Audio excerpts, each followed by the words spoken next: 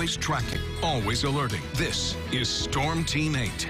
You'll probably need that heat on this morning. It is one of the coolest starts that we've had in quite a bit of time. Our low temperatures so far sitting in those low 30s. We've actually jumped up a degree or two in some areas, which is why these aren't our current temperatures. But 31 was our low in Grand Rapids, 32 in Hastings, but a little bit closer to the lake, warmer. We had a little bit of cloud cover build off there last night. But nonetheless, we still do have that frost advisory in place for much of our counties. The darker blue, almost purple color off to our east is actually a freeze warning.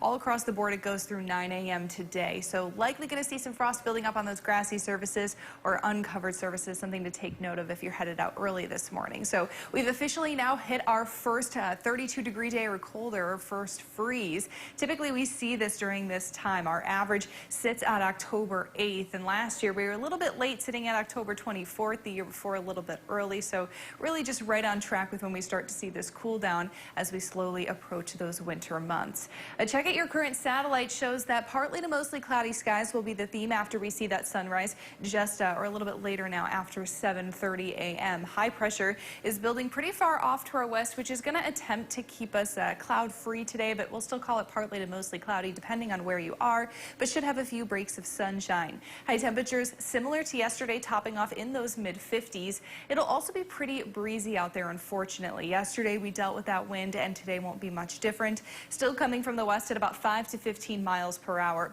Sunday, though, looking a little bit better if you're looking for fall festivities. 62 will be your high. There's a chance we could have an evening sprinkle or an isolated shower or two, but most areas will stay dry. If that were to occur, it would be very late in those evening and overnight hours as a cold front slowly moves into our area. Timing that out for you, that high pressure again shifts off to our south. We should have some sunshine later today. Should be overall pleasant as those winds die down. You'll notice that cold front beginning to pass through tomorrow. That's going to give us a little bit of cloud cover, especially in the afternoon. And you'll notice that rain, most of it staying ahead of the front, but I do think there's a good chance we could see a sprinkle or two as we head not only overnight tonight, but even into early Monday morning. But I do want to stress most of the area will stay dry.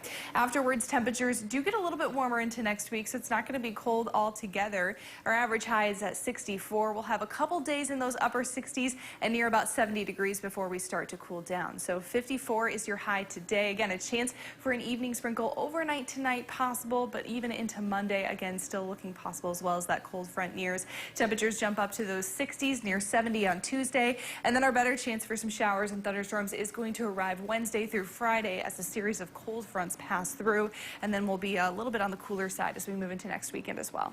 Hey, we knew the cold weather was coming if you missed Ellen and Matt's TikTok. Did you With see the that, cold Sarah? front, yes, I did. She was right. We're going to get a lot of those fronts this week and going to be feeling like fall for sure. Oh, man, can't say they didn't warn us. Yeah, for Thanks sure. Thanks for that, Sarah.